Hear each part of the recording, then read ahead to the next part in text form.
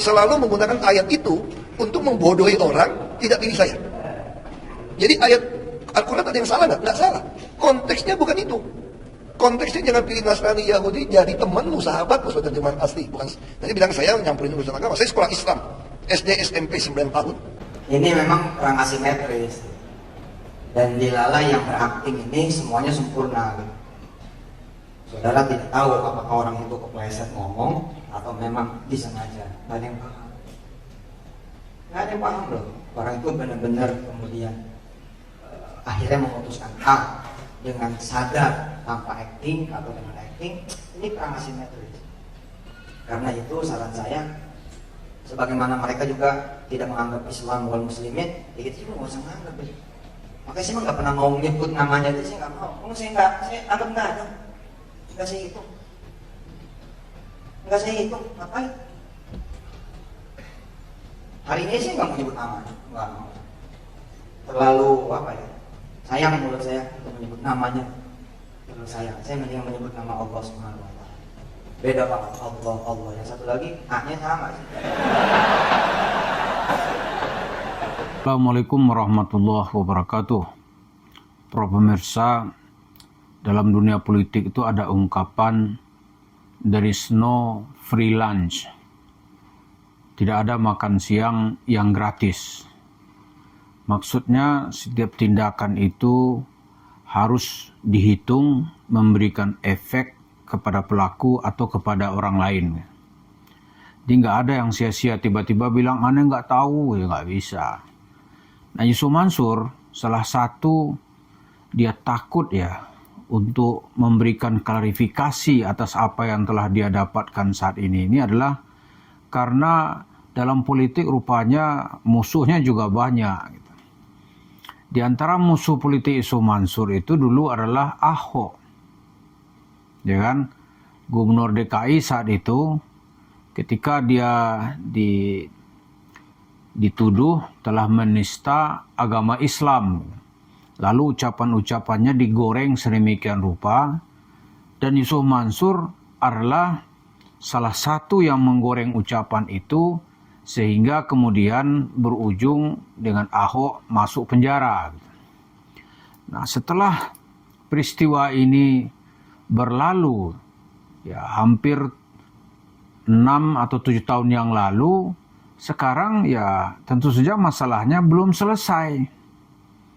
Nah, Yusuf Mansur tentu saja dicatat ya, karena dia saat itu merupakan pemain utama gitu di dalam menjerumuskan Ahok sehingga masuk jeruji besi gitu, atau memberikan tekanan publik sehingga hakim memberikan vonis kepada Ahok yang bersalah dituduh telah menista agama Islam. Lalu sekarang kalau tiba-tiba Yusuf Mansur mencoba mengklarifikasi berbagai hal dari kegiatannya, wah itu dia akan menemukan lawan yang cukup hebat. Nah, di antara lawannya itu adalah Basuki Cahayapurnama atau Ahok. Nah, ini kita lihat masalah itu belum selesai. Kita pikir tadinya dia hanya bermasalah dengan masalah jemaah masjid. Ternyata tidak. Yusuf Mansur itu punya musuh hampir di segala lini.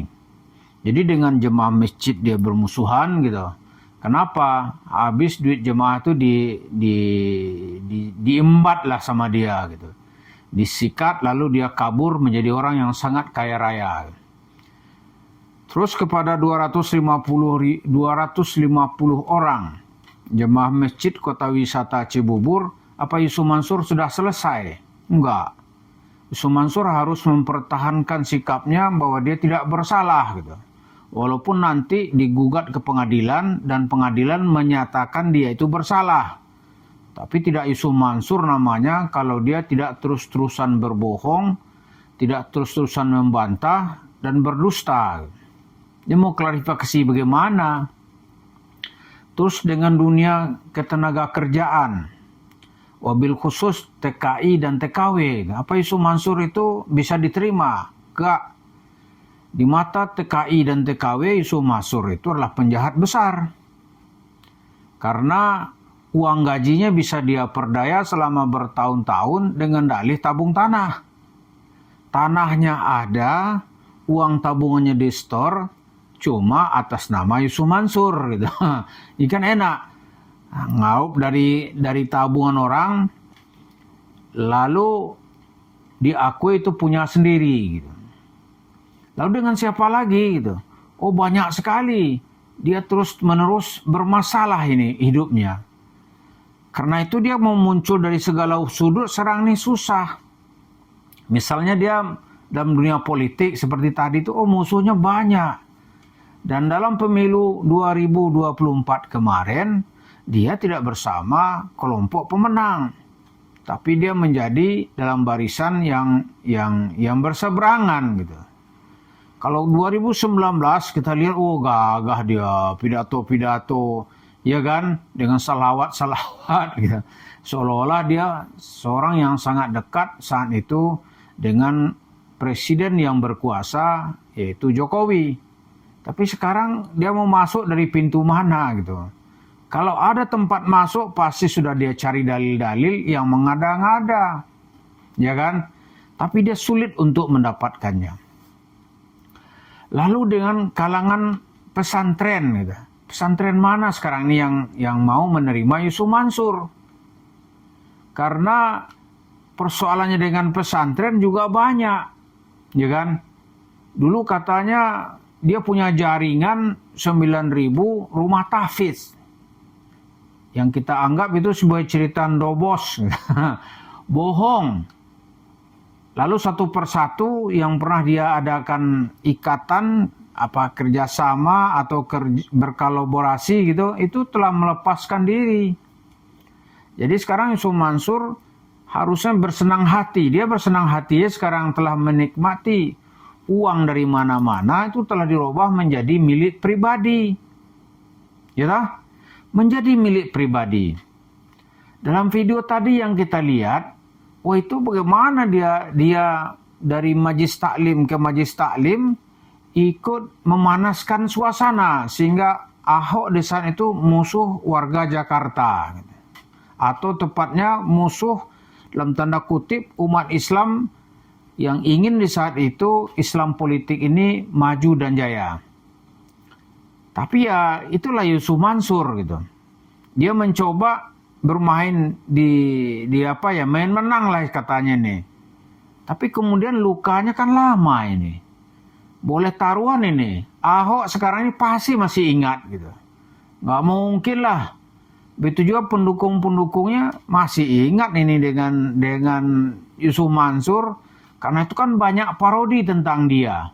Yang dia sedang nangis lah gitu kan. Kenapa? Karena musuhnya banyak. Jadi kalau dia muncul sekarang ini, waduh dia takut sekali untuk jadi sasaran tembak. Ya kita melihat pikiran kita selama ini, kenapa ya Yusuf Mansur itu untuk ke masjid aja takut gitu. Untuk sholat subuh takut. Untuk keluar dia harus menyewa forrider gitu. Polisi. Dan tidak berani dia tuh keluar berhadapan dengan orang gitu. Kenapa? Oh ternyata persoalannya tidak hanya dengan umat Islam. Dengan politik yang berkembang pun dia banyak masalah ternyata. Jadi ada ketakutan kolektif gitu. Dia di mana-mana tuh takut. Saat selama ini mikir, oh dia takut ditagih utang. Rupanya selain dia takut ditagih utang, dia juga takut dengan musuhnya yang dia kenal betul. Tetapi sosoknya mungkin ada di mana-mana, kita nggak tahu gitu. Takut Yusuf Mansur gitu. Ya kan, takut dia. Karena itu ya, coba bayangkan ya, dia kan katanya menyimbolkan dirinya tokoh agama ya, ustadz. Kawannya ulama-ulama besar katakanlah begitu ya. Tapi untuk sholat subuh, nggak berani. Nggak berani sholat subuh ke masjid. Kenapa? Dia mungkin takut kali, mungkin ada yang dia bayangkan di otaknya ada sniper ini mau ngabisin dia gitu. Kenapa? Ternyata jejak atau rekam jejak politik Yusuf Mansur ini banyak sekali orang-orang yang dia sakiti.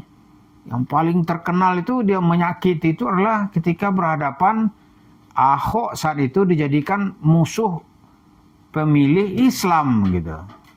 Dijadikan Ahok sebagai musuh pemilih kaum muslimin wabil khusus di Jakarta. Dan Yusuf Mansur adalah tokoh utama yang ikut menggerakkannya. Oh, dia cerita itu bagaimana Ahok ini harus digiring opini sehingga dia akhirnya sampai masuk penjara gitu. Lupakah Ahoknya? Kalau saya jadi Ahok tentu nggak lupa gitu. Nggak lupa, itu ada agenda itu nanti suatu waktu mungkin ya. Karena nggak mungkin ya melupakan sesuatu peristiwa besar di mana karir politik seseorang bisa berakhir gitu.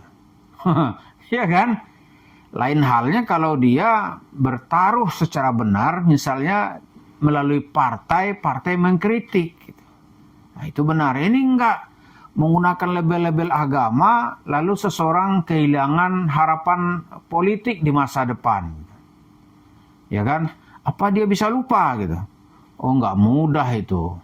Lalu apa yang didapatkan Yusuf Mansur? Oh dia mendapatkan akses kepada umat Islam, ke masjid-masjid, dia leluasa itu meraup duit gitu.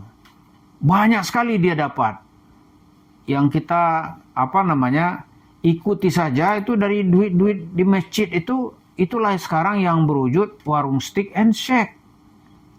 Menjadi milik usahanya yang dia mendapatkan sebulan itu bisa miliaran. Ya kan? Itu dengan trik-trik yang seperti yang kita jelaskan tadi itu.